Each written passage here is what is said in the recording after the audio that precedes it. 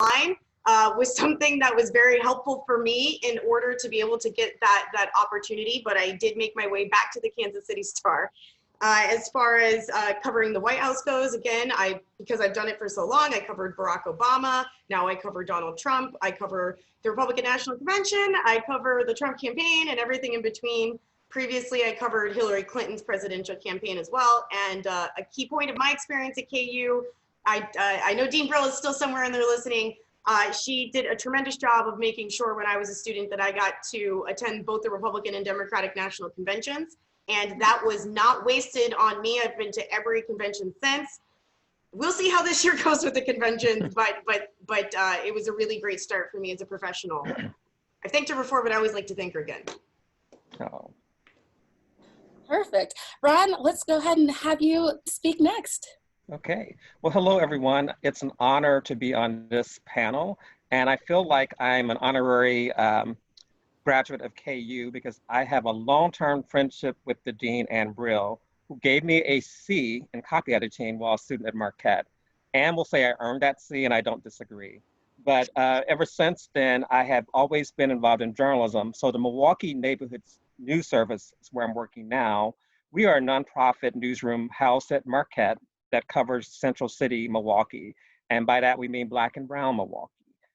Before then, though, I was always in kind of corporate journalism. So I was the managing editor at USA Today. And I've also worked at the LA Times, Newsday, Oregonian, and spent 13 years as a senior editor at the Milwaukee Journal Sentinel. So I've been involved in journalism. I consider myself an old-fashioned journalist who appreciates new tools. And I'm glad to be part of this panel. Thank you, Ron. Next, I'd like to kick it over to Kevin Newell. Hi, thank you very much. Again, I'm also honored to be part of this. This is a very timely conversation, so thank you for inviting me. I'm a 79 graduate of the J School. I actually attended KU on a track scholarship. I'm originally from Chicago, living in Miami now. And if any of you guys have been in Allen Fieldhouse in the past 18 months, you probably are more aware of my wife than you are of me because she recently had her number retired. She played basketball at KU, Adrian Mitchell. You know, I'm proud to say she's Adrian Newell now, but she played Adrian Mitchell. Her number's up in the rafters, right under Wilt Chamberlain, I believe. So, wow, very proud of that. As I said, you know, I'm a 79 graduate. I spent 10 years as an agency person in Chicago before switching over to the client side. At a certain point as an agency person, you realize it's probably more fun being a client, hammering the nail, than being on the agency side, being the nail. So I went to McDonald's, and I was at McDonald's for 27 years, retired from McDonald's in 2016.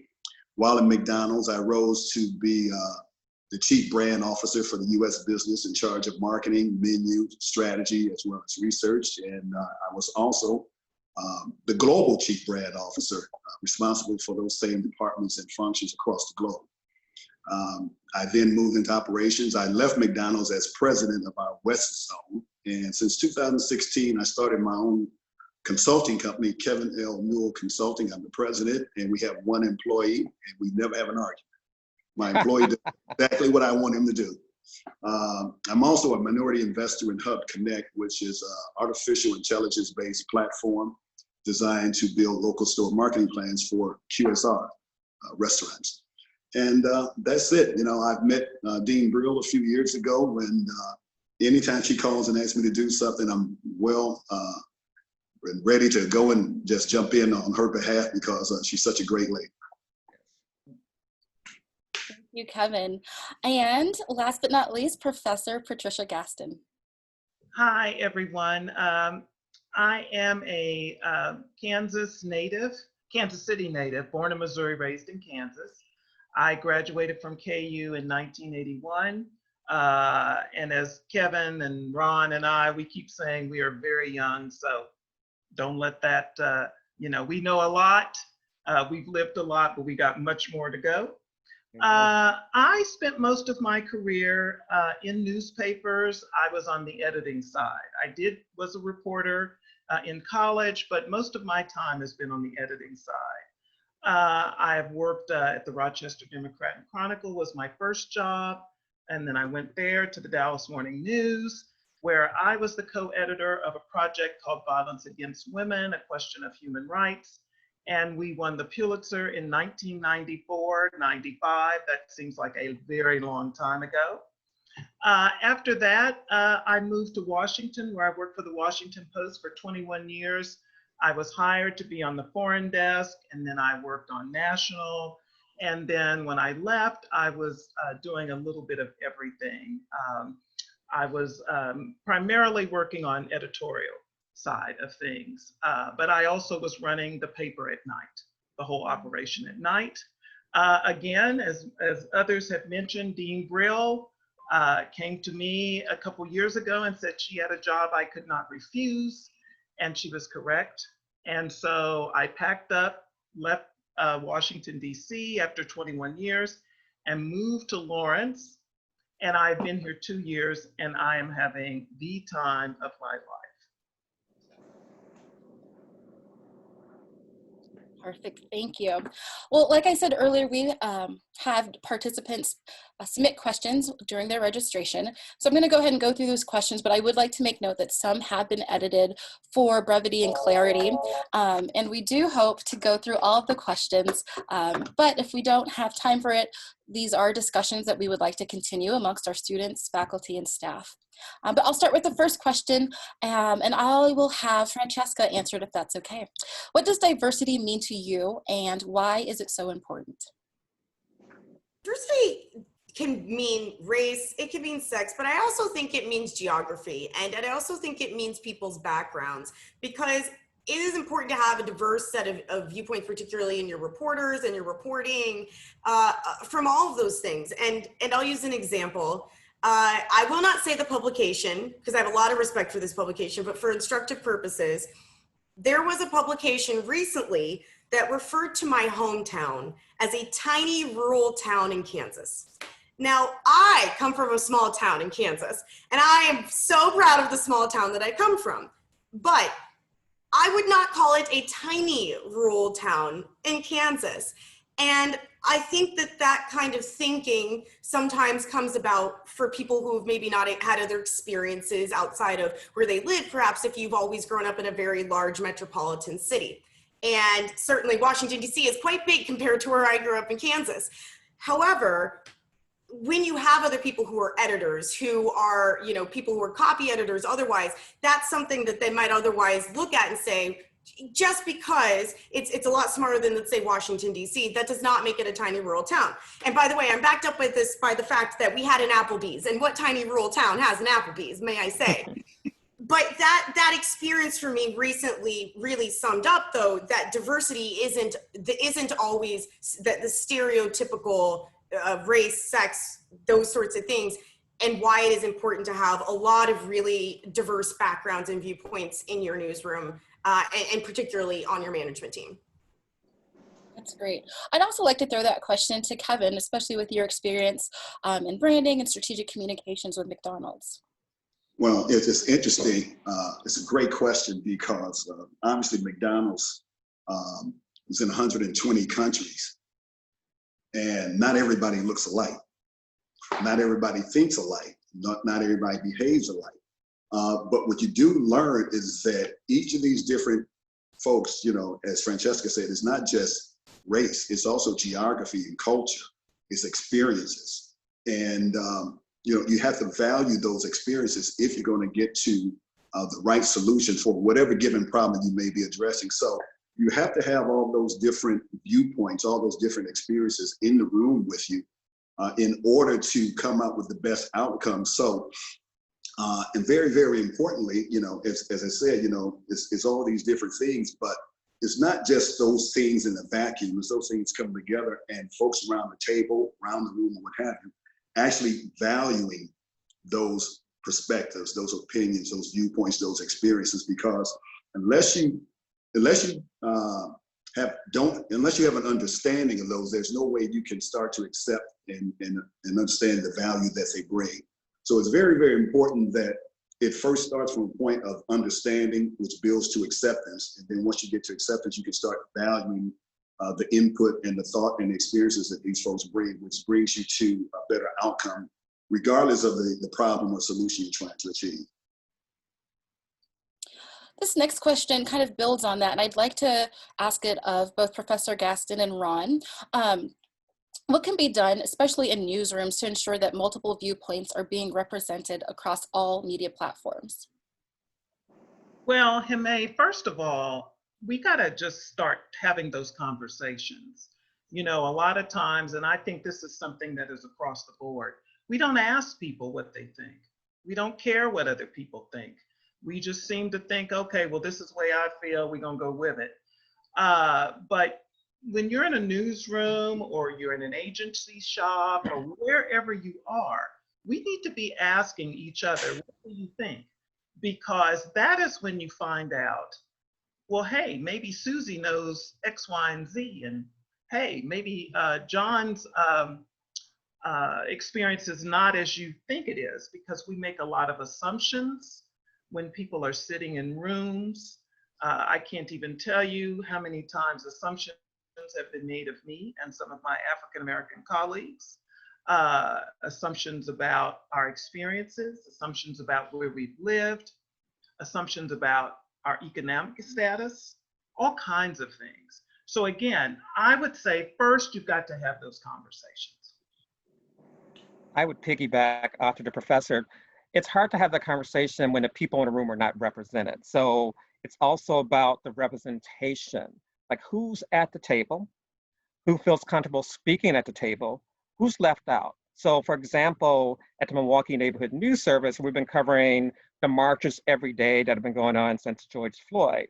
And we find that the other media in town have been very simplistic about some of these ensuing, their observations about things. And so we've tried to tell the story in other ways by really asking who's been left out. So Princess, who's a Report for America fellow, said, you know, who's been left out? Black women. We don't see any stories about Black women who've been leading these marches. And so we did a story with It's Coming about Black women feeling erased from the movement. So I think it's about asking those questions, but also educating yourselves, because it's not just about everyone can do Google, everyone can read that's listening to this and watching us right now. You have a responsibility to learn about other cultures, to learn about systemic racism. It is not a passive event, it's an active learning event. And this is a moment in time when we all can do that.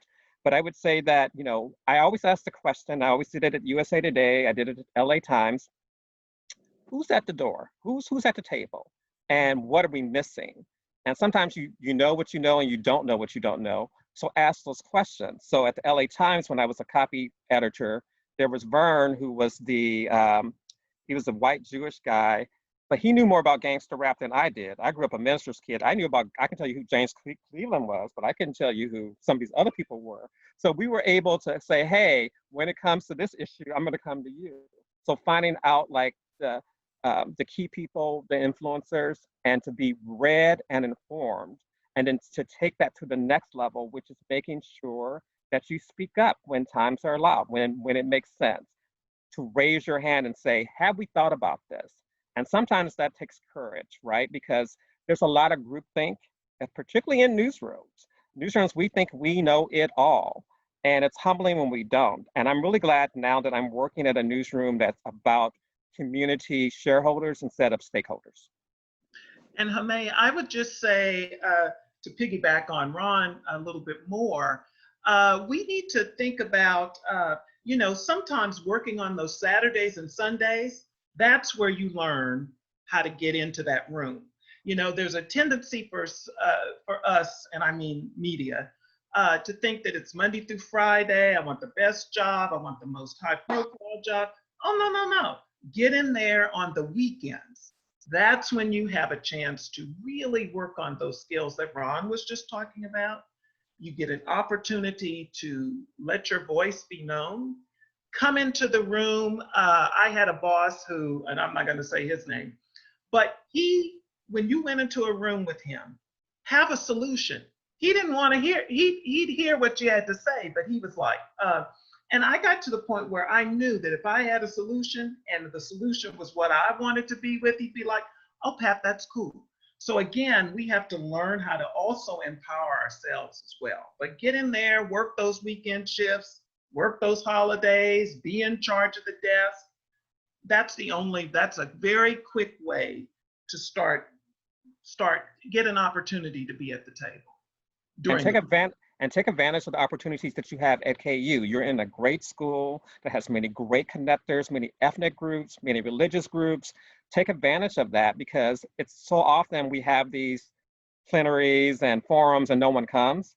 If you can make it, because that's preparing you to learn something that you didn't know before, which will actually make you more valuable. Excellent. Thank you. Those are great answers.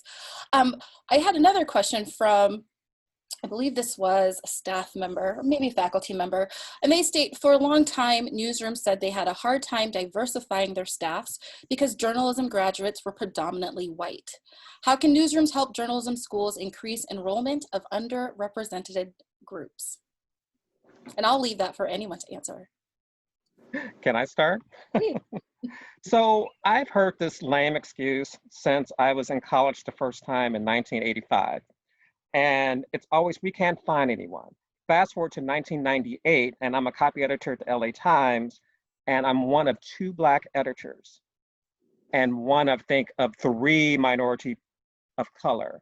The LA Times said they couldn't find anyone. One day, I go to the Portland Oregonian just for an interview and to meet people, and I look at their newsroom, and their newsroom has, like, I counted 8 Black men, 8 Black men, 10 Asian women, 15 women in leadership positions. And I was like, how are they doing this in Portland when we can't find it in LA? So I left the LA Times and never looked back. And I'm not blaming the LA Times. I was treated well. I think sometimes our standards, the people who hire people who look like themselves and use, I think, what I call fake standards in order to hire people. Like, they must do this, they must do that.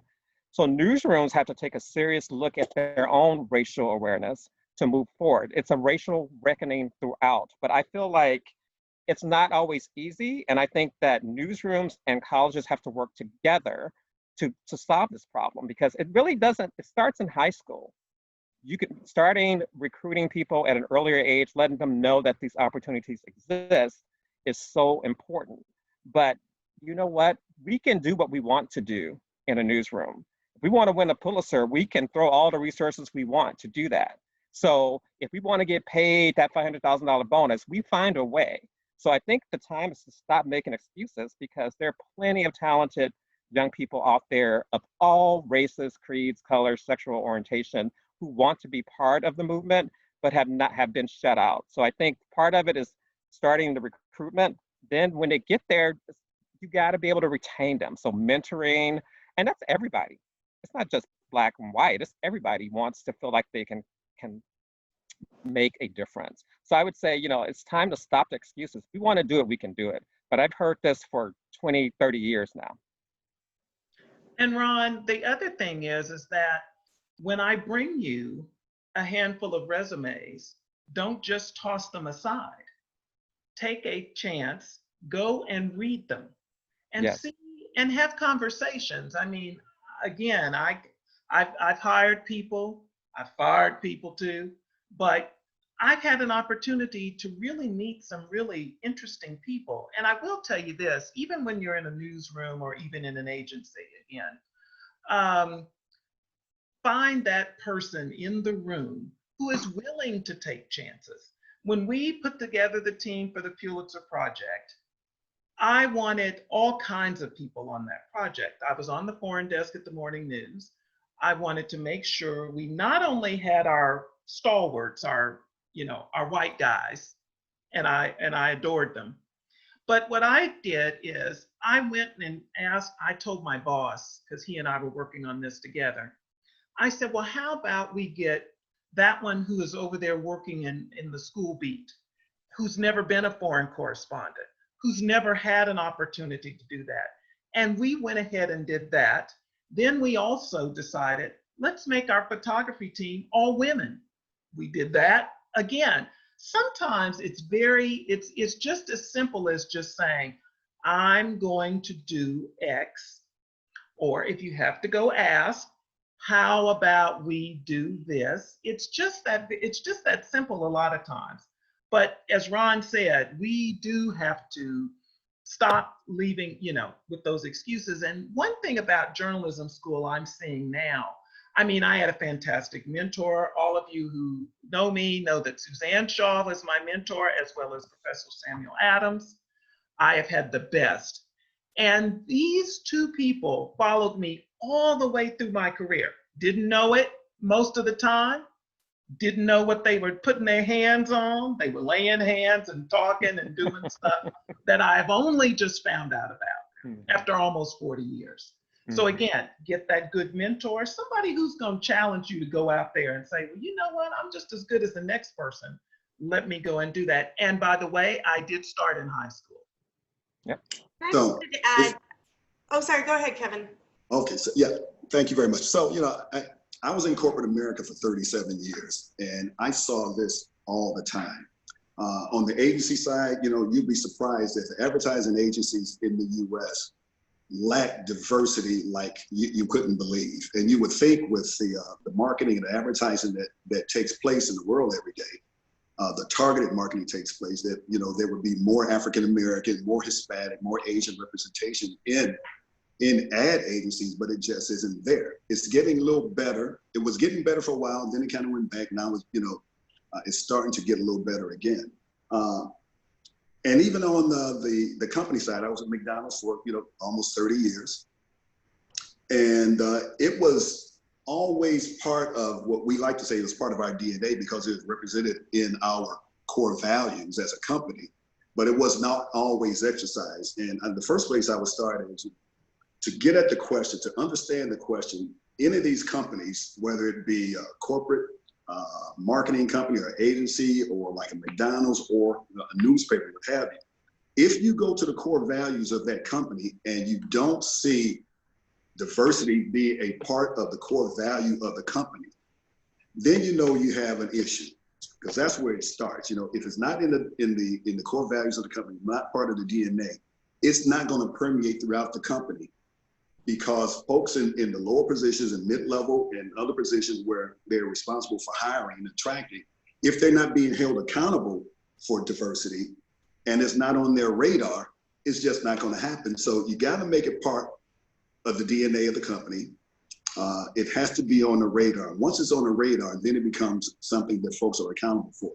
I will tell you one experience that I had when I was a general manager in what we call the Great Southern region, which included about 10 states, Louisiana, Arkansas, Tennessee, Mississippi, Alabama, a place where you think there might be some African Americans, you know what I mean? So, and I had a couple positions open on my team, and my folks kept telling me, we can't find any African Americans. So I refused to let them hire anybody until they found a pool of African Americans, as part of the whole pool of candidates they were looking at. They had to have African American representation. And I told them, I am not going to let you fill the position until you have a representative pool of candidates, including African Americans, that we can look at and make a decision on. And by the way, you better achieve your results, because I'm still going to hold you accountable for your results as well. Guess what happened? African Americans materialized. You have to put it on the radar. You have to make an expectation, and you have to hold folks accountable for it. As well as McDonald's, we were talking earlier about somebody has to be in the room. How do you get in the room? I was fortunate enough to be in the room at our talent meetings because of my position in the company. And it's just not on folks' radar. When we start going through evaluating people, deciding who's going to be in the pool of candidates to get promoted to the next level, people tend to gravitate to folks who look like them and who they have personal experiences with.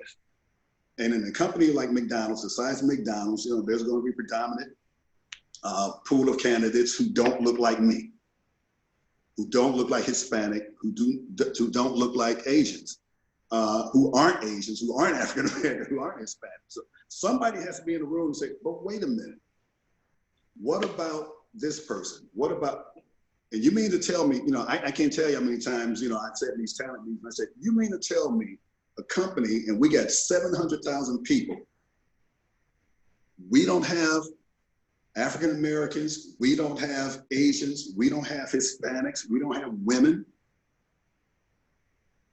I think we can do better than that. And, you start having those conversations, you start pushing it. And, to your point earlier, you got to be courageous, because oftentimes you may be the only person in that room with that point of view. And you got to be courageous and just, put the facts out there and challenge and ask the question. 9 times out of 10, you will cause people to think. And I think that's the biggest thing. You got to make people think about the opportunities as well as the consequences of not pursuing a path of diversity, of inclusion of all races, all genders, what have you. What are the consequences of that? For us at McDonald's, the consequences are pretty clear. African Americans, Hispanics, and Asians made up over 40% of our sales. Why wouldn't we be representative of that customer base? It's very clear, And the other point, and I'll pass it back to you, Henry, after this. When you live in a capitalistic society, when you want to get folks' attention, talk about the capital, the opportunity for more capital, or the consequences of less capital if you don't do the right thing.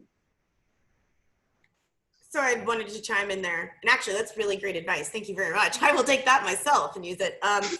As far as you saying that people often hire people who look like them, Patricia, you're right. And when I've had opportunities to hire, I've hired almost exclusively women and given them an opportunity. I think there are ways that you can actually use that, particularly in the context of this, to help people.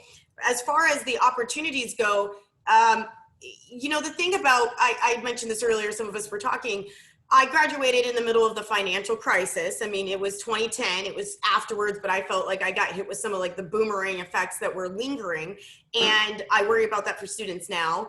And I will say that because of that, I certainly did not have the internships that on paper you might have wanted kids to have, because people couldn't hire interns and couldn't pay for those kinds of programs for me to be able to come to Washington, D.C. and get that kind of experience. And that made it difficult. Certainly I interned at the Topeka Capital Journal and the Ottawa Herald, and those are tremendous. But if you're trying to get a job in Washington, D.C., at a major paper, that's not necessarily the kinds of internships that they are looking for. And unfortunately for me, it's not that I didn't apply for those. Those are just very limited positions always, and particularly when newspapers are financially struggling. And so I think it's really important not to just judge on those sorts of things, but to have conversations with people and talk to them about their experiences. Had I had some of those conversations, I think that I was shown very much my skill set and my hard work. Which brings me to my final point on that. There is a large factor of your own hard work, I think, as several people have said. When I became a White House correspondent, it wasn't because someone offered me the position of White House correspondent. I worked at a news organization where there was no White House correspondent and decided I wanted to be White House correspondent. And so I started going to the White House every single day. I got my hard pass at the White House. I was in briefings after that, was getting called on every single day. Of course, I then asked for a title change as well, and then went on to get a job at McClatchy, which is a major national newspaper covering the White House, newspaper chain covering the White House. But that was an opportunity that I went out and I got for myself, working those nights, working those weekends, taking every opportunity. And I will also say about just even success on the White House beat, that's also something where I would get up really early in the morning, early on in the Trump administration, and I knew that a lot of officials were appearing on Fox and Friends between the hours of 7 a.m. and 9 a.m. So I would go in, and I would know that they're going to be outside at that time and go find them. Those are maybe not hours you want to be up and already at work, and I wasn't required to be at work until 8 o'clock in the morning, but that's how you go out and you find those opportunities for yourself to make yourself a better journalist.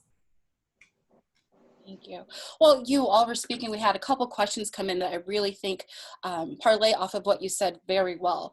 From one of our prospective students, she says, as a young African-American journalist, how should we cover the recent news without bias? And how do we know when we are being asked to cover a topic based on knowledge and experience versus being chosen because of your ethnicity and the storyline? And kind of additionally to that, the same type of question, but in the agencies. Many agencies hire people of color and immediately stick them on urban accounts when they should be given the chance to work on all accounts. How do we change that practice? First, get in the door. Get inside. build those relationships, build your network.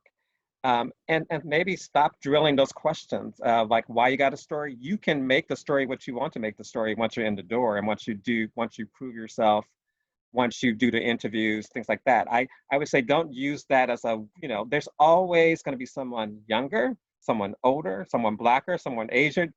There's always going to be someone who's different from you. And, a lot of times, some of us, we do get trapped into urban affairs. But urban affairs could be politics, right? We say the White House could be Central City. So I would say if others limit you, don't limit yourself, proceed until apprehended. Hime, I would just like to say, Ron is, again, he's hitting it on all cylinders there. And in terms of bias, we probably should do a whole section, a whole thing on this. I would come to the table as Patricia Weems Gaston, African American from Kansas City, went to KU, what have you, and all of the things that make me who I am. So, I used to have well-respected colleagues, and I would work with them again, who would come in on election day, and they never voted. I'd come in there with my sticker on because I'm like, you know what? Yeah, I voted. That's right. I'm a citizen. I'm going to do all of my duties. I'm not, just because I might be having to edit one of Dan Ball's or Phil Rucker's pieces. Oh, that means I can't. No. That means I can, because I am in the room, as Ron said. So yes, you do have to get in the room. And when you're in the room, make the best of it. Ron, I'm so glad you said about urban affairs. And, back in the 60s, when the Post didn't have anybody, the Washington Post didn't have anybody on staff who could go out and cover the riots, they had to pull people from the community, and they did.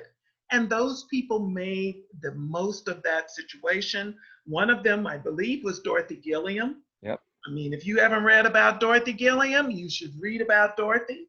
She is a boss. And she ultimately became, I believe, the first Black woman to have a column at the Post. Dorothy is more seasoned than me and Ron and Kevin, but she's still out there taking names. Yep. So, you just don't know what your opportunity is going to be, and you just have to be ready. A friend of mine told me recently that, and she moved during COVID. She got a new job, moved during COVID. And I was like, girl, I can't believe you packing up your stuff and moving. And she said to me, she had gone to she had heard that we have to be ready for our next change, essentially. I know I'm not saying it the correct way, but we have to be ready for our opportunity. If you're not ready for your opportunity, it's gonna come and you're gonna miss it and still be sitting there in the wrong space. So. Yeah, regarding going into the agencies and being assigned to the urban accounts. So the first thing, I would say, I would echo Ron. First, get inside. You got to get in first. And then once you're in, you can start to maneuver. Now, you have two opportunities. Once you're inside to really affect the change to your career, get you on the path that you want. Your first opportunity is to be outstanding in the job they hired you for. Be outstanding in the job they hired you for, get results. The second opportunity is every person in every company that's a really good company has a development program where, you will sit down and you will put together your development program, your development plan, they call it IDP, for the year. And in that, it's typically done at the end of the year, going into the next calendar year, or depending on what fiscal year. You lay out your career objectives. You talk about the results that you've got in the past year. This is your performance review. and you talk about the things that you need and want for future development. And that's your opportunity to have a conversation with your boss about, I'm doing this right now, I got these results, here's my plan for the upcoming year, but I would also like to, at a certain point, be able to move on to another account, a general market account, what have you, and not get pigeonholed into urban. Nothing wrong with urban. You can have a great career in urban, but if you're going to be around for 35, 40 years, you're going to have to expand. So, you know, that's your opportunity to make your supervisor very much aware of what your goals are, and then your opportunity also to ask your supervisor for their help in you getting there. Now, the other thing I will add, the one thing that is absolutely important that transcends all accounts, not just urban, not just packaged good, what have you. If you develop your critical thinking skills, that is transferable. You know, that says you can do urban, you can do packaged good, you can do retail, you can do what have you. You can do Black, you can do Hispanic. Develop your critical thinking skills. That will make you a very, very valuable agency person and put you on the radar for the leadership of, all right, when we're looking for the best people to put on our most important accounts, if you've demonstrated that as well as results in the job that they hired you for, you will be well on your way.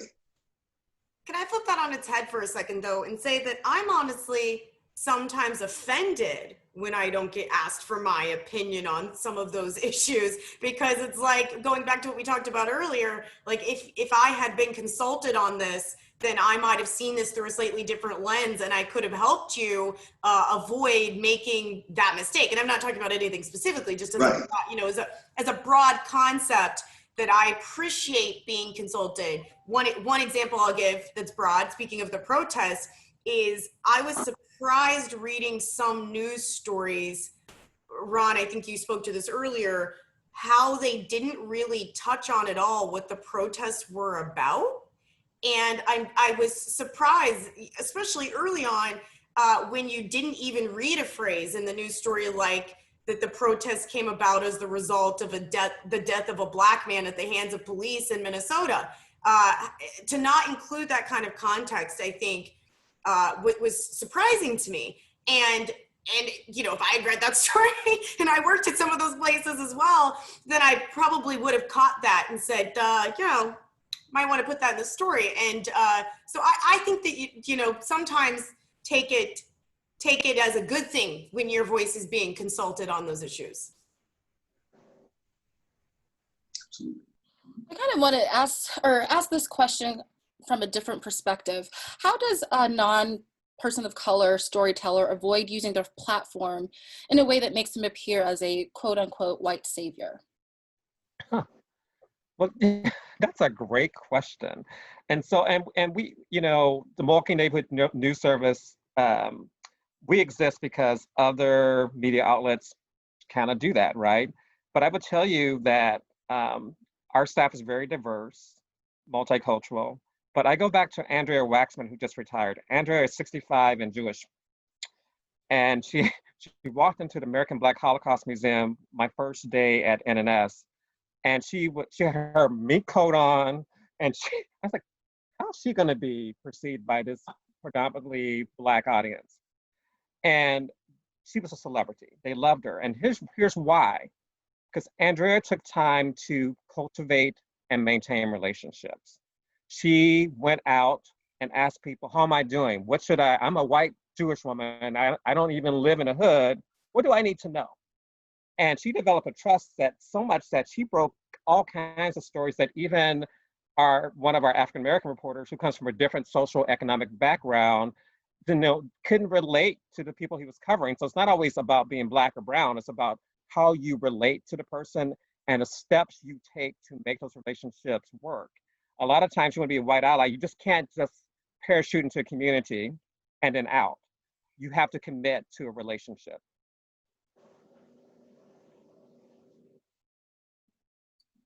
Anyone else like to add comments to that one? Okay. For the sake of time, this is such great conversation.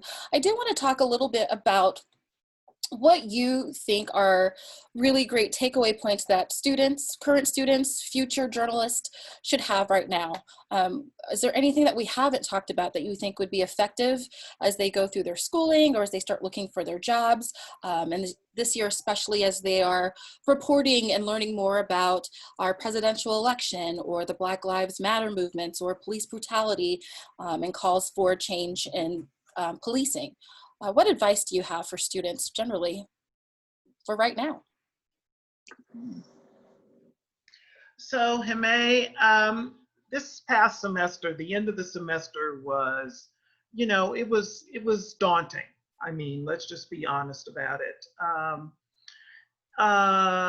There were a couple things I told my students. One is, just because we are having to do our reporting on the telephone, telephone, does not mean that you are not still going to use all of your skill sets. So you have to be curious. All of the things that make good reporters, good reporters. You have to sometimes go that extra mile. So we talked about that.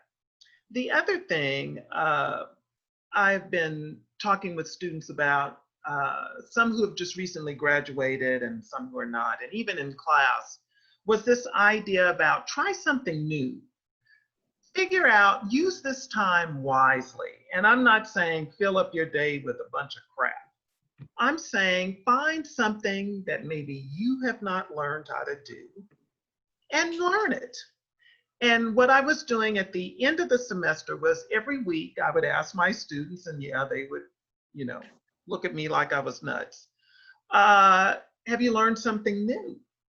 And as I was telling the panelists before you moved us out here with everyone else, I told them, for example, I had bought an air fryer some months ago for my brother and I were going to go and go to the football games. We're going to fix us some wings. We're going to do all these things. And then he died in November. And so the air fryer had been sitting here on the floor all those months till we got to April. And then I was like, you know what? Maybe I need to learn how to use that air fryer. I'm sitting up in the house. Let's learn it. So I went to Sprouts, got me some jerk wings, and I learned how to use that air fryer. And I have to tell you, they were delicious. The point about the students was that when I told them I had learned how to cook using this particular instrument, it got us into a conversation about what they were learning how to do. And some of them were cooking and doing all kinds of things they hadn't thought about doing. The other thing I told them was that I had tried my hand at broadcast. I have done 2 media critiques. And so, I never did broadcast throughout my career, never did it. But I went in there in my little room with the door closed with my headphones on, and I did the critique. And I was like, wow, girl, you can do that, okay. It doesn't have to be all printed words. You got it up here too. So I say that to say, try something new. It doesn't matter what it is. With the one student who just graduated and lost his job after 9 months, he's a fantastic writer. And we talked about, what are you going to use this time for? What are you going to do with some of the other things? She's got a great skill set. He's really good. And so I said, well, would you like to try your hand at more writing? He said, yeah. I said, well, would you like to do some news stories? Because he was doing more marketing. He said, yep. I hooked him up. He's got some freelance gigs. He's back living with his folks, which was a blessing. And he acknowledged that. But the most important thing is that he's working on his craft. So again, work on that craft, and whatever that is supposed to be, you'll know what it's supposed to be, but you just have to try something new and not be afraid. So. Patricia, I'm embarrassed to say that I actually used my time in the pandemic to make Christmas ornaments. I took my wine corks that I'd been saving up for years and I turned them into Christmas ornaments. I don't want to tell you how many wine corks there were, but let's just say lots of people are getting Christmas ornaments this year. However, my advice to the kids, besides, find something and do it during quarantine. One thing I've learned during the pandemic that I was, probably lacking at and should have been doing a better job at all along is keeping track of my contacts as a journalist. It's something I really struggle with. It's like I always say I'm going to do it later, and then you don't do it later, and then you change jobs and you don't have that person's contact information when you can't search it in your inbox anymore. And that's one thing that I've actually spent time in quarantine trying to put a serious amount of time towards, is if at least I'm not good about doing it in the moment, spending the time to actually go back and take the time to put those contacts in order to be able to contact those people in the future. You'd also be surprised by the number of people who maybe you've met and maybe they just don't overlap with anything you're covering at the time. But then you go on to cover something completely different. And, if you have that person's contact information, it's categorized by even like state. Sometimes it's state. Sometimes I do it by issues, things like that. Then you'll have those things ready to go so that when you do decide to do a story that's not maybe on an issue I hadn't been covering before, or get assigned a new beat or something, you're not starting from scratch. There's some people that you can call. And so that's one really big thing that I've been working on, but also going for big interviews. I have a tendency to say, oh gosh, I might as well not even ask for that person because they're probably not going to respond to me and they're not going to say yes. And so my colleague on the White House Correspondents Association, John Carl, has written a tremendous book in where he explains one of his experiences was he was a young student and he tried for an interview with Donald Trump way back in the day. And Donald Trump saw that request and was like, yeah, man, come on down to Trump Tower. And this is so, he's a young guy at the time. He goes to Trump Tower, Trump shows him around, and they stay in contact over the years. And that turned to be really a big deal. So again, an example of someone who might not have been exactly where they were at the time, kept the contact information, it really paid off. I'm not saying that any of my contacts are going to be president one day, but I don't know, who knows, So save all that information and don't be afraid to ask for the big interviews. I would just want to piggyback onto what you're saying is so wonderful. Expand that to your personal network, meaning that KU has a wonderful dedicated group of alums. Start building that network now so that when you graduate or when you go into the field, you already have people you can go to help amplify your message. But I think more important is get comfortable with chaos and uncertainty, because there's going to be change and your attitude will affect your altitude. How high you go, how low you go depends on how you view things. So instead of going with a defeatist mindset that says, I won't get this job, it's the COVID and life sucks, go in and say, okay, what can I do right now? What are my crawling stages? Okay, maybe I work on my resume. Maybe I learn how to code. Maybe I work on my network. Then walk, then run. But what you can't do is wallow in self-pity. There are people, we are alive, folks. Not everyone can say that. So make the most of each day, but embrace change, empower yourself to be active. Don't be passive, be active. You have control of your future. And that's for all of us, young, old, seasoned or not. It's on us to go to the next level. Yeah, just a couple of things I would add, and that is that understand that the world that we knew is not going to be the world that we're going to be living in going forward. Mm-hmm. This is going to be a very, very different world for a number of reasons. We often talk, folks like me, Pat and Ryan, we talk about the good old days. You guys are creating the good old days for future generations. You have to decide what you want that to look like, not just socially, but also politically and professionally. Yes. And I think because our world is changing so much, you can affect that. You should affect that. In fact, you have an obligation to affect that because, it's going to affect you whether you want it to or not. So you ought to be one of those people who are going to affect some change, to the degree or shape it to what you want to look like. And by doing that, I think the very first thing that all of you can do, whether you're Black, white, or Hispanic, is take a walk in somebody else's shoes. Because only until you take that walk in somebody else's shoes will you have a better understanding of where that person is coming from, what has affected them, and what has shaped their thinking. It's those experiences that have shaped their thinking, as well as your experiences that have shaped yours. And, you know, when all that comes together, you know, America was created called, you know, the Great Melting Pot. You're going to see a melting pot unlike any we've ever seen before in the future years coming. So, you know, you got to be a part of that. But in order for you to be effective in that and be a great citizen, you know, you're going to have to be, a great person, great citizen, what have you. You know, you got to take a walk in somebody else's shoes. You know, it's going to require a greater level of understanding of all of us. And that greater level of understanding will make all of us better and shape your future and make you a better, more successful person. The second part I would add is, as you go on beyond KU and get into your professional world, don't be afraid to take a chance. You know, it's been said twice already. You know, I built a career on doing jobs nobody else wanted to do. And I rose to the top of the McDonald's organization by doing that.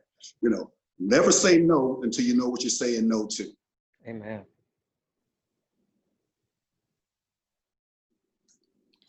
Really great conversation. Just because of the interest of time, I'm going to wrap it up. So for those who have submitted a question that we were not able to get to, I apologize. But this is just the tip of the iceberg. We do plan as a School of Journalism to continue these conversations throughout the semester, throughout the school year, and moving forward.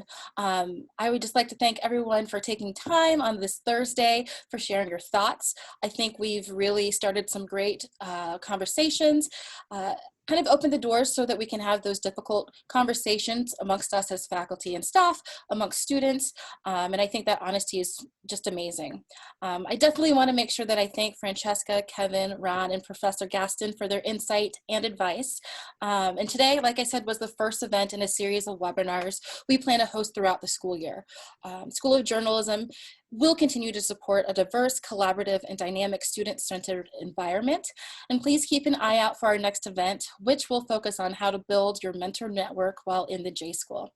I plan on hanging around for these last couple of minutes. If you have any questions, I will be here. But again, thank you everyone for attending. Have a great afternoon.